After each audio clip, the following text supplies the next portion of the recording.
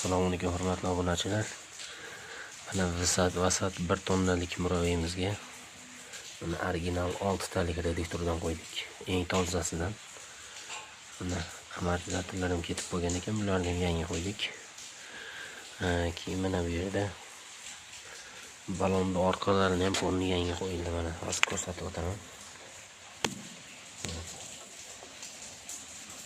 Orqa baraban tarelgasi, tormoz korobka hammasi yangi bo'ldi. Bu tarafda ham xuddi shunday. Mana ko'rinib turgan bo'lsa, mana shu barabanlar mana как положено palovoslari bilan qo'yildi. Bu 6 talik yirik tishli palovos, yukka moslashgan. O'zini palovosini ham hozir ko'rsataman. Mana ketgan barabani. Qutasi yilib ketgan. Mana bu o'zini palovosi. Mana shu muroveyda palovosi mana. Vasat 1 tonnalik. Mana shu palovosi.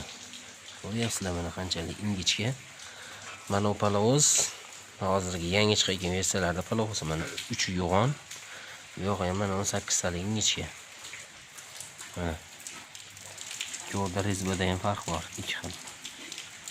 Pachimlik bunda 205 turadi, mana bu 206 pachimlik turadi. Kattadan. Hop, biz qo'ygan palovosda bo'layotgan bo'lsa 206 pachimlik turadi. Orqasi mana bu joyi 6 talik tishli bo'ladi. Eng baquvvatidan bo'ladi. Hop, endi bunga ertaga Xudo xolasa stopfarlarni qo'ysak, inshaalloh bitadi ertaga. Bizda yomg'ir, yaxshigina yomg'ir yog'moqda. Kimga shunday sifatli xizmatlar kerak bo'ladigan bo'lsa, pastda raqam qoldiramiz, aloqaga chiqib olasizlar. Bu ko'rib turganinglar Armada Motors chempion modeli.